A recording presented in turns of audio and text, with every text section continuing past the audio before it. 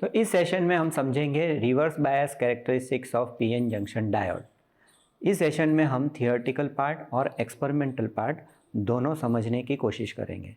पहले हम थियोरी समझते हैं, फंडामेंटल्स क्या है, और उसके बाद हम एक्सपेरिमेंटल पार्ट देखेंगे और उसमें से हम रिवर्स बायस कैरेक्टरिस्टिक्स स्टडी करेंगे। तो जैसे आप फिगर में देख सकते हैं, जब बैटरी का positive terminal N type semiconductor से और बैटरी का negative terminal P type semiconductor से कनेक्ट किया जाता है, तब हम कहते हैं कि पीएन जंक्शन डायोड को रिवर्स बायस दिया गया है। ऐसी सिचुएशन में जो पॉजिटिव चार्ज कैरियर्स और मेजॉरिटी चार्ज कैरियर्स है, जैसे एन टाइप में मेजॉरिटी चार्ज कैरियर्स है वो है इलेक्ट्रॉन्स, वो पॉजिटिव टर्मिनल की ओर वो अट्रैक्ट होंगे, जिसकी वजह से इलेक्ट्रॉन्स जो है वो डिप्लीशन रीजन से दूर की ओर जाएंगे। They will move away from the depletion region. Similarly यहाँ पर आप देखेंगे होल्स मेजॉरिटी चार्ज कैरियर्स हैं, तो ये holes majority charge carriers negative terminal of the battery जो है उस ओर अट्रैक्ट होंगे, क्योंकि होल्स जो है वो पॉजिटिव चार्ज कैरियर्स है, इसीलिए they also will move away from the depletion region, जिसके कारण आप देख सकते हैं डिप्लीशन रीजन बढ़ता जाएगा। तो जैसे जैसे आप रिवर्स बायस वोल्टेज अप्लाई करते जाएंगे, मेजॉरिटी चार्ज कैरियर्स वो डिप्लीशन रीजन से दूर की ओर जाएंगे, जिसकी वजह से टोटल डिप्लीशन रीजन जो है वो बढ़ता जाएगा। तो यहाँ पर पॉजिटिव इमोबाइल आयंस बढ़ते जाएंगे और यहाँ पर पी टाइप सेमीकंडक्टर में नेगेटिव इमोबाइल आयंस बढ़ते जाएंगे, जिसकी वजह से हम देख सकते हैं डिप्लीशन रीजन बढ़ता गया और पोटेंशियल बैरियर भी बढ़ता गया। अब इसके कारण क्या हो सकता है, और एक चीज़ आप देख सकते हैं इसके अंदर कि एन टाइप सेमीकंडक्टर में कुछ माइनॉरिटी कैरियर्स भी होते हैं। जैसे एन टाइप कैरियर सेमीकंडक्टर में मेजॉरिटी चार्ज कैरियर्स तो इलेक्ट्रॉन्स है, बट माइनॉरिटी कैरियर्स जो है वो है होल्स। अब यह होल्स को रिपल्सिव फोर्स लगेगा due to this potential which is applied, जिसकी वजह से they will able to cross this junction. Similarly जो इलेक्ट्रॉन्स पी टाइप में जो माइनॉरिटी कैरियर्स है वो क्रॉस करके एन टाइप सेमीकंडक्टर्स में जाएंगे और उसकी वजह से हमें करंट मिलेगा। मतलब रिवर्स बायस कंडीशन में हमें करंट मिलता है ड्यू टू माइनॉरिटी कैरियर्स। अब हम प्लॉट देखते हैं, कैरेक्टरिस्टिक साइमल्टेनियसली ग्राफ प्लॉट करके हम समझने की कोशिश करते हैं कि रिवर्स बायस कैरेक्टरिस्टिक्स में करंट कैसे फ्लो होता है। तो जो वोल्टेज है वो एक्स एक्सिस में, नेगेटिव एक्स एक्सिस में, और करंट जो है वो नेगेटिव वाई एक्सिस में प्लॉट किया जाता है। अब माइनॉरिटी कैरियर्स बहुत कम है, इसीलिए जो करंट आएगा वो करंट भी बहुत कम होगा।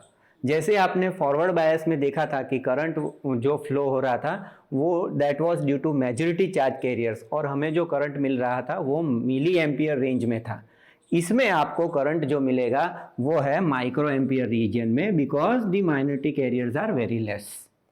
अब इनिशियली आपने देखा जब जैसे जैसे रिवर्स बायस वोल्टेज हम देते गए डिप्लीशन रीजन बढ़ता गया।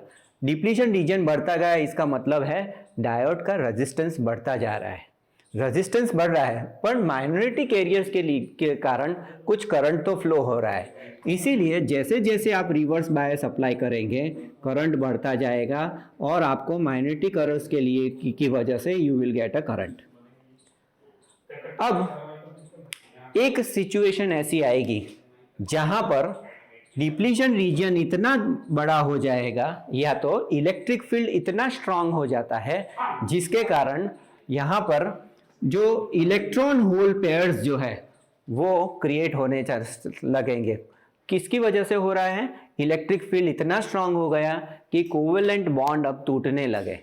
अब कोवेलेंट बॉन्ड जैसे ही टूटेंगे उसके कारण इसके अंदर इलेक्ट्रॉन और होल पेयर्स क्रिएट होंगे। इलेक्ट्रॉन और होल पेयर्स क्रिएट होते हैं। ये इलेक्ट्रॉन और होल्स पेयर्स जो क्रिएट हुए हैं, अब यह इलेक्ट्रॉन्स माइनॉरिटी कैरियर्स की डायरेक्शन में मूव करने लगेंगे और होल्स भी माइनॉरिटी कैरियर्स की डायरेक्शन में मूव करने लगे, मतलब करंट वापस बढ़ने लगा।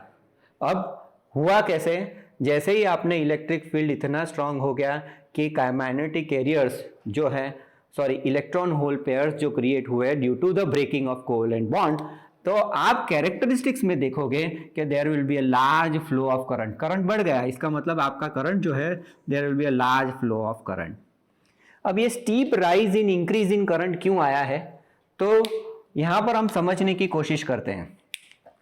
जैसे ही इलेक्ट्रॉन होल पेयर क्रिएट होता है तो यह इलेक्ट्रॉन जैसे when it is moving in this direction, let us से इलेक्ट्रॉन इस डायरेक्शन में मूव हो रहा है और होल्स इस डायरेक्शन में मूव हो रहे हैं, तो जब वे मूव हो रहे हैं तो साथ में वो दूसरे इलेक्ट्रॉन होल पेयर्स को क्रिएट करते जाएंगे। कैसे, तो इलेक्ट्रॉन के पास काइनेटिक एनर्जी है, जैसे ही वो मूव होंगे वो दूसरे कोवेलेंट बॉन्ड को तोड़ देंगे।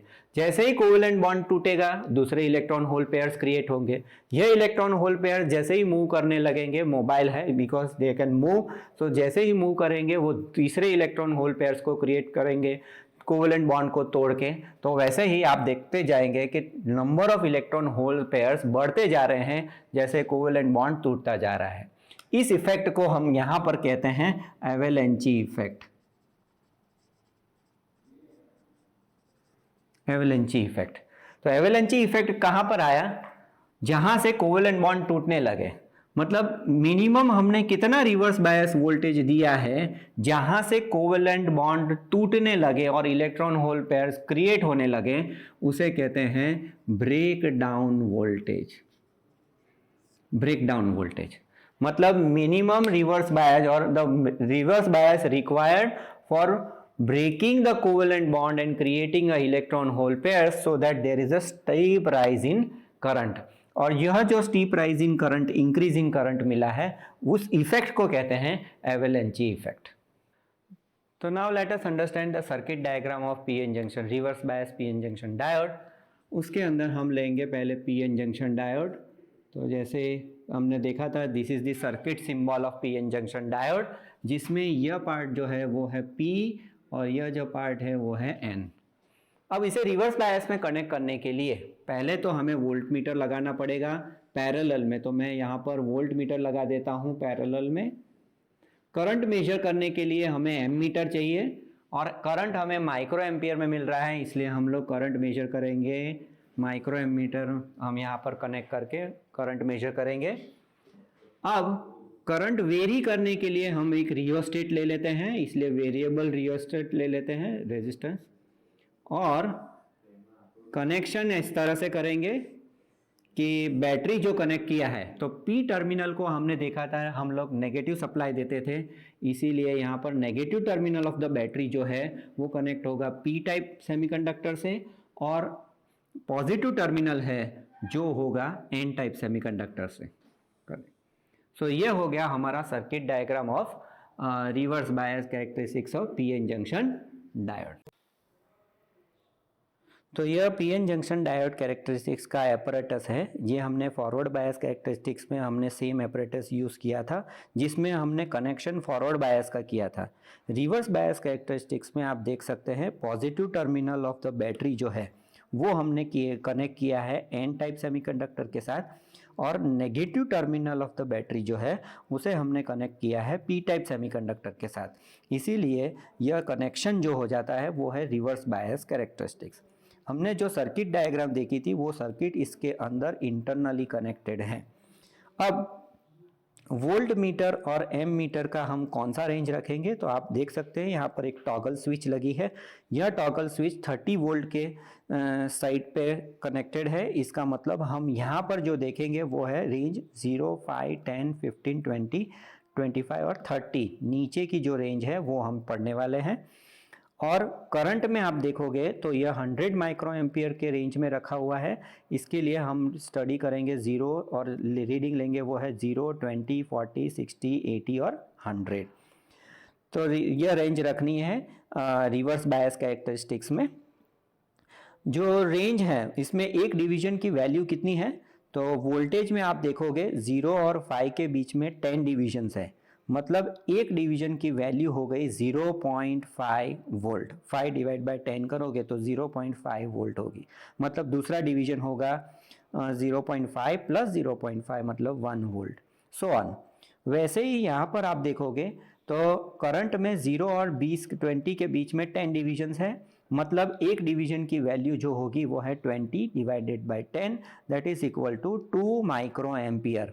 मतलब यहाँ पर पहला डिवीजन अगर आया रीडिंग तो होगा 2 माइक्रो एम्पियर, दूसरा डिवीजन आया तो हम लिखेंगे 4 micro ampere and so on. अगर 15th डिवीजन आया है तो 15 को मल्टीप्लाई करोगे 2 के साथ तो 30 माइक्रो एम्पियर। तो इस तरह से आप माइक्रो एम्पियर मतलब एमीटर का रीडिंग देखेंगे। अब हमें करना क्या है, यह है हमारा पोटेंशियोमीटर, इससे हम वोल्टेज एडजस्ट करेंगे और उसके कॉरस्पॉन्डिंग करंट का रीडिंग हम नोट डाउन करेंगे। तो रीडिंग शुरू करते हैं, यहाँ से हम स्विच ऑन करते हैं और पोटेंशियोमीटर से हम लोग 5th डिवीजन पे एडजस्ट करते हैं। अब जैसे ही आपने ये 5th डिवीजन पे एडजस्ट किया है तो 5th डिवीजन मतलब वोल्टेज की वैल्यू कितनी हुई, तो हम लिख सकते हैं एक डिवीजन की वैल्यू तो है 0.5 वोल्ट, मतलब 5 इंटू 0.5 मतलब वैल्यू हो गई 2.5 वोल्ट। उसके कॉरस्पॉन्डिंग करंट का रीडिंग क्या आया है, तो आप देख सकते हैं करंट का रीडिंग आप अभी यहाँ पर देखें तो 1 और 2 के बीच में ये डिवीजन है, तो 1 और 2 के बीच में तो आइदर 1 लिख सकते हैं या तो 2 लिख सकते हैं, तो अभी हम लेते हैं 1 और 1 डिवीजन की वैल्यू है 2 माइक्रो एम्पियर, मतलब रीडिंग जो आएगा वो है 1 into 2 that is equal to 2 micro ampere, मतलब 2.5 वोल्ट के लिए करंट जो मिला है वो है 2 माइक्रो एम्पियर। अब इसे बढ़ाकर हम 5 वोल्ट पे रखते हैं। 5 वोल्ट मतलब यहाँ पर आप देख सकते हैं 10th डिवीजन, मतलब 10 इंटू 0.5 करो तो हमें मिलता है 5 वोल्ट। अब 5 वोल्ट के लिए आप देखोगे यहाँ पर थोड़ा सा करंट बढ़ गया, करंट कितना बड़ा है तो अभी आप रीडिंग देखोगे तो 2 और 3 के बीच में है, तो हम लिखेंगे सेकेंड डिवीजन मतलब 2 और एक डिवीजन की वैल्यू 2 माइक्रो एम्पियर है, इसके लिए 2 इंटू 2 मतलब 4 माइक्रो एम्पियर रीडिंग आया, मतलब 5 वोल्ट के लिए हमें मिला 4 माइक्रो एम्पियर। अब इसको हम 15th डिवीजन पे रखेंगे। 15th डिवीजन का मतलब हुआ यहाँ पर 15 इंटू 0.5 मतलब ये वैल्यू हो गई 7.5 वोल्ट। अब 7.5 वोल्ट के लिए यहाँ पर करंट का रीडिंग क्या आ रहा है, तो फर्स्ट, सेकेंड और थर्ड और फोर्थ के बीच में है, मतलब हम यहाँ पर लिखेंगे 3 इंटू एक डिवीजन की वैल्यू 2 माइक्रो एम्पियर है, मतलब रीडिंग आया 6 एम्पियर माइक्रो एम्पियर। अब आगे और रीडिंग लेते हैं 10 वोल्ट के लिए। अब आपको समझ में आ गया होगा किस तरह से लेना है, तो 10 वोल्ट के लिए मतलब 20 डिवीजन इंटू 0.5 10 वोल्ट।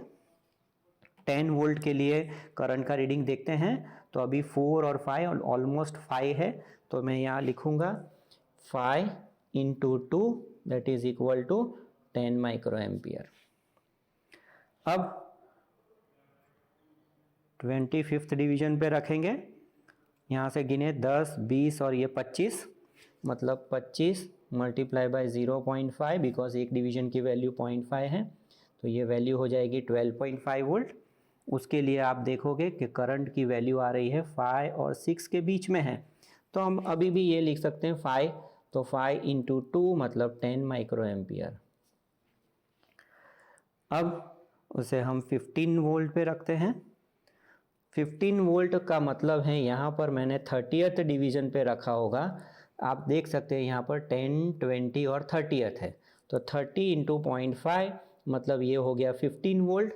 और 15 वोल्ट के लिए यहाँ पर आप करंट देखोगे तो 5th, 6th और 7th के बीच में है, तो मैं यहाँ लिखता हूँ 6, तो 6 इंटू 2 मतलब 12 माइक्रो एम्पियर। और आगे जाते हैं, अब यहाँ पर 35th डिवीजन पे रखेंगे। 35th डिवीजन का मतलब हुआ 35 इंटू 5, तो ये हो गया 17.5 वोल्ट। अब 17.5 वोल्ट के लिए करंट का रीडिंग देखते हैं, तो 5, 6, 7 और 8 के बीच में है, ऑलमोस्ट 8 है, इसलिए मैं यहाँ लिखूँगा 8 into 2 that is equal to 16 micro ampere.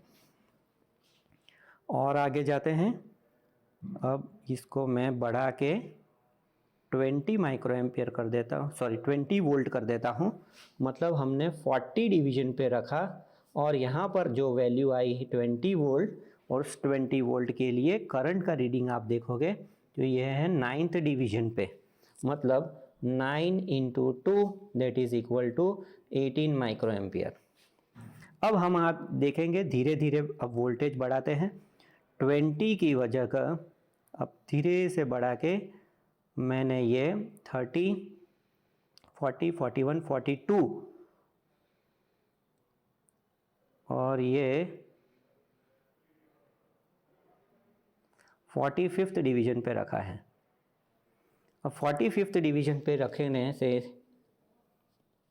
यहाँ पर वोल्टेज हो जाएगा 22.5 वोल्ट, और 22.5 वोल्ट के लिए यहाँ पर आप देखोगे आंसर आया 20 माइक्रो एम्पियर, मतलब 10th डिवीजन है, इसके लिए 20 माइक्रो एम्पियर।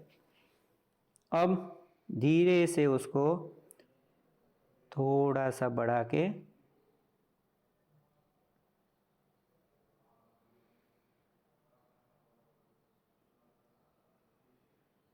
आप देखोगे कि मैंने यहाँ पर रखा है, इसको मैंने रखा है अभी 50th डिवीजन पे, 50 इंटू 0.5 मतलब ये हो गया 25 वोल्ट, और उसके लिए आप देखोगे करंट जो वैल्यू है वो आती है 10, 20, 80 और 90 माइक्रो एम्पियर, मतलब आप देखोगे यह वैल्यू हो गई 90 माइक्रो एम्पियर, मतलब 45th डिवीजन पे हैं। आप कैलकुलेट कर सकते हैं 10, 20, 30, 40, 45, तो 45 इंटू 2 मतलब 90 माइक्रो एम्पियर करंट आया। अब मैं थोड़ा सा भी उसे बढ़ाऊंगा तो ये आउट ऑफ स्केल चला जाएगा, तो जहाँ तक आपको वोल्टेज के रीडिंग मिल रहे हैं आप तब तक करंट के रीडिंग जहाँ तक मिलेंगे वहाँ तक आपको रीडिंग लेने हैं। अब हम ग्राफ प्लॉट करेंगे वोल्टेज वर्सेस करंट का।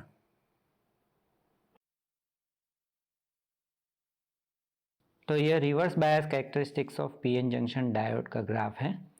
जैसे हमने देखा था कि हमें जो रीडिंग मिले थे वोल्टेज वर्सेस करंट के वो इस तरह से थे, 2.5 वोल्ट के लिए हमें 2 माइक्रो एम्पियर, 5 वोल्ट के लिए 4 माइक्रो एम्पियर, 7.5 वोल्ट के लिए 6 माइक्रो एम्पियर, सो ऑन हमें करंट मिले थे, करंट के रीडिंग मिले थे।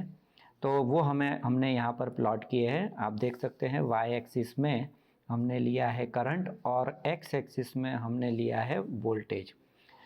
अब यहाँ पर आप देख सकते हैं एक्स एक्सिस रिवर्स डायरेक्शन में वोल्टेज दिया है, इसलिए ये नेगेटिव एक्स एक्सिस में वोल्ट्स है और नेगेटिव वाई एक्सिस में हमने करंट नोट किया है। करंट जो हमें मिला था वो माइक्रो एम्पियर रीजन में था, इसीलिए करंट हम लोग ने माइक्रो एम्पियर रीजन में लिया है। रेंज आप देखोगे तो ये 90 माइक्रो एम्पियर तक जाता था, इसलिए हमने जो रेंज लिया है वो 1 centimetre is equal to 10 micro ampere लिया है, इसलिए रीडिंग्स ऐसे हैं 10, 20, 30, 40, 50, 60 सो ऑन। और वोल्टेज देखेंगे तो 25 वोल्ट तक जाता है, और 1 सेंटीमीटर यहाँ पर लिया है 2.5, मतलब 2.5, 5, 7.5, 10 सो ऑन। अब प्लॉट करना है 2.5 वोल्ट के लिए 2 माइक्रो एम्पियर, तो 2.5 और 2 माइक्रो एम्पियर मतलब यहाँ से सेकेंड डिवीजन से आप यहाँ पर जहाँ पर कोइंसाइड करता है वहाँ पर एक पॉइंट प्लॉट करोगे। 5 वोल्ट के लिए 4 माइक्रो एम्पियर तो 5 वोल्ट, और उसके कॉरस्पॉन्डिंग यहाँ पर 4th डिवीजन पर करंट, मतलब यहाँ पर ये जो दो पॉइंट लाइंस जो कहाँ कोइंसाइड होती है वहाँ पर एक पॉइंट प्लॉट करोगे। उस तरह से आप 2.5, 7.5 सब पॉइंट्स प्लॉट करते जाएंगे तो आपको ऐसा कैरेक्टरिस्टिक्स मिलेगा, मतलब ग्राफ मिलेगा। आप एक ग्राफ स्मूथ कर्व से ग्राफ ज्वाइन करोगे, मतलब पॉइंट्स प्लॉट करोगे, पॉइंट्स को ज्वाइन करोगे तो इस तरह से के आपको ग्राफ मिलेगा। अब इस ग्राफ में से आप देख सकते हो कि यहाँ से इस पॉइंट से आप देखोगे कि यहाँ से there is a steep rise in current. जहाँ से स्टीप राइज इन करंट होता है तो हमने कहा था कि ये जो इफ़ेक्ट है उसे हम कहते हैं एवेलेंची इफ़ेक्ट। तो ये हो गया हमारा एवेलेंची इफ़ेक्ट। और यहाँ से अगर मैं एक टेंजेंशियल लाइन ड्रॉ करूँ और टेंजेंशियल लाइन को एक्स एक्सिस में जहाँ पर इंटरसेक्ट होता है तो वो कौन सा डिवीज़न है, तो वो डिवीज़न है, यहाँ से कैलकुलेट कर सकते हैं 10, 20, 30, 40, 50, 60, 70, 80 और 85 और 86।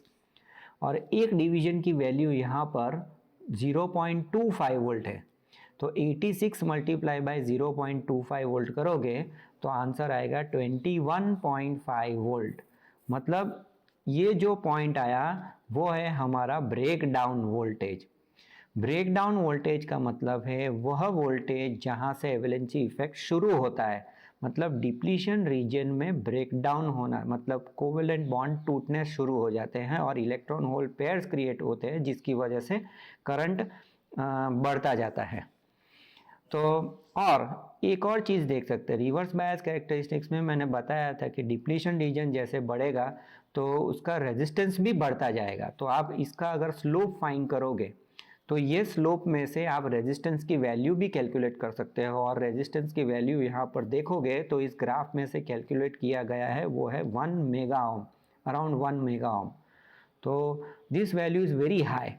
So in reverse bias characteristics, the depletion region is so high that the resistance also increases to this much value, that is 1 mega ohm.